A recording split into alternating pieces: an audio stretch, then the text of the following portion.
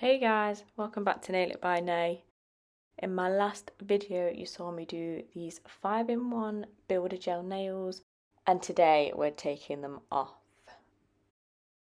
So the nails have been on for 2 weeks, and just to give you more of a rundown of what's happened, I've had a little bit of a break here, which is quite disappointing. I feel that maybe I need to build them up a little bit more. This one's had tiny breaks on either side. The colour itself though seems to be chip free, so that's a good thing. Well, apart from here where I feel like I've not capped the free edges properly. So when I say cap the edges, make sure you're actually doing that. I need to practice what I preach a bit more, but I mean for 2 weeks they're not looking too bad. What you will need to take these off is a buffing block, 100% acetone, some cotton wool or cotton pads. You will also need a cuticle pusher and finally some foil strips. In my last video I do use it for the first time, and I mentioned that I'm not sure how much to put on the nail and build it up with, but looking back I feel like because of the state that my nails are in, I maybe went a little bit too thin, and that's why they're still a bit weak, so maybe they need a little bit more, as well as me not capping the free edge as well is why the nails, well, the thumbnail looks the way it does. But anyway, for the removal, the first thing you want to do is buff the surface of that nail until you get rid of that shine. Let's crack on.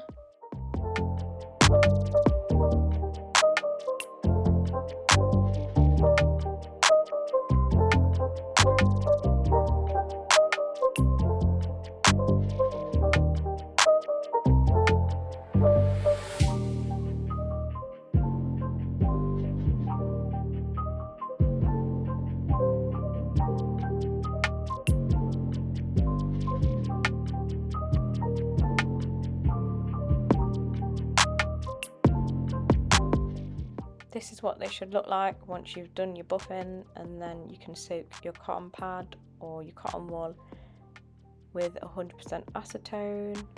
I like to use this side, which is why I've split it, because I just feel like I get better results from using this side rather than the smooth side of the cotton pad.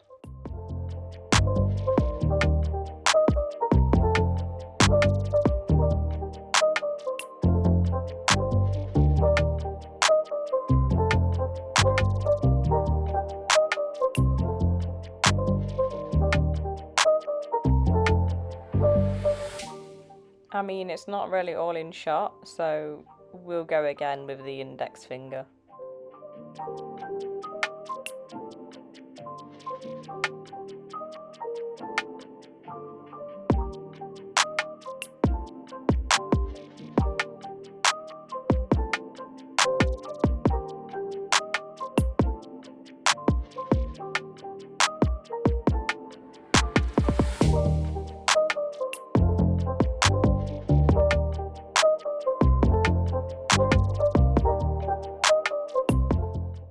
I never feel like I get it tight enough, which is why I always give it a squeeze like that, and then I like to fold it like this. I'm just making sure it's all secure so it actually works properly.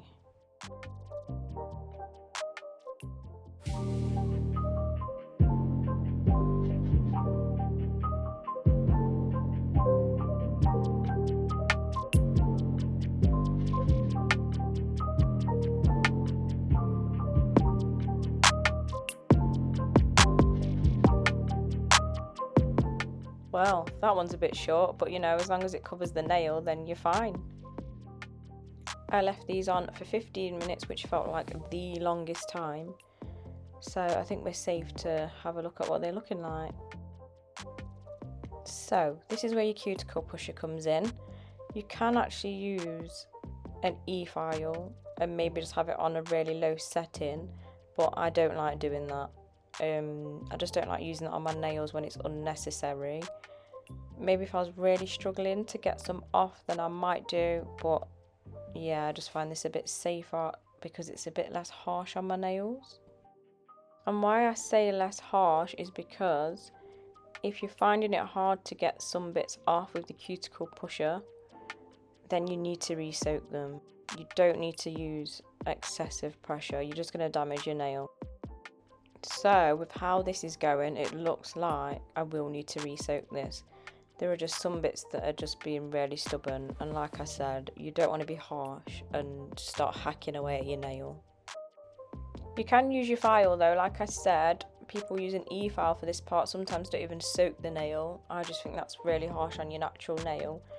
But yeah, your file will assist you here. So use your cuticle pusher and your nail file.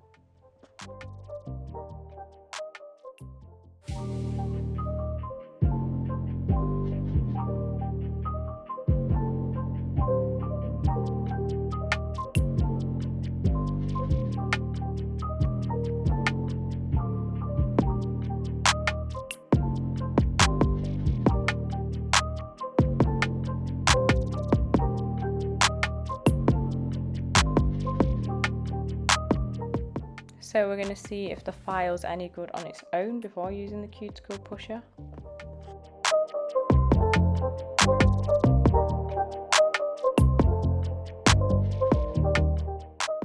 I'm going to go with no.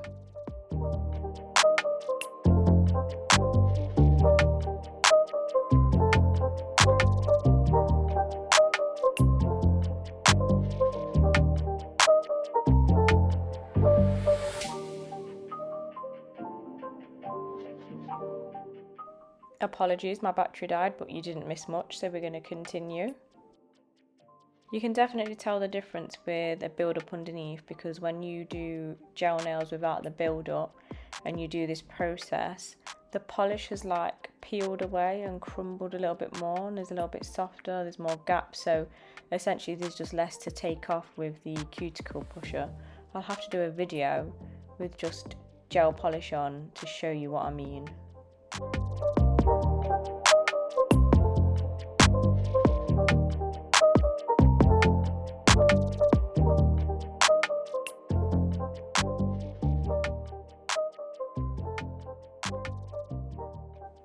Again, any stubborn bits you want to try and file off, and then if they don't file off is when you need to re-soak, maybe even if it's just for 5 minutes.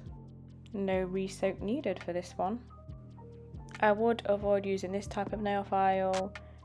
It's really good for obviously gel extensions and acrylic extensions, but it's just a little bit harsh. So that one that I had was 150 on one side, 150 grit, and then 100 on the other side. The one I'm currently using is just a lot more delicate. I did like, not a course, but a little nail workshop before, and I got told I was being a little bit too delicate with everything I was doing. Maybe that's the case and why it's taking so long for this to come off, but it's better that than damaging your natural nails. So yeah, that's just me.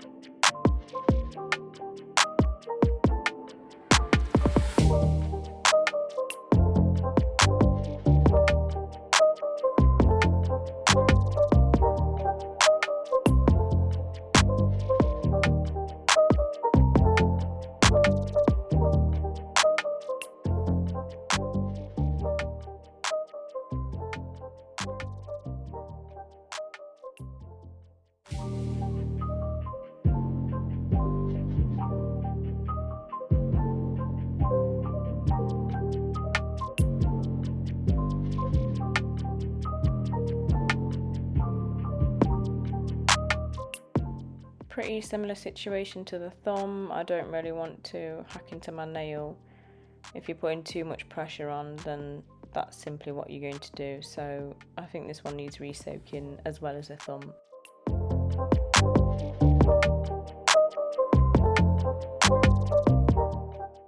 So I've allowed these to soak for another 5 minutes, and we'll see how we go with removing them.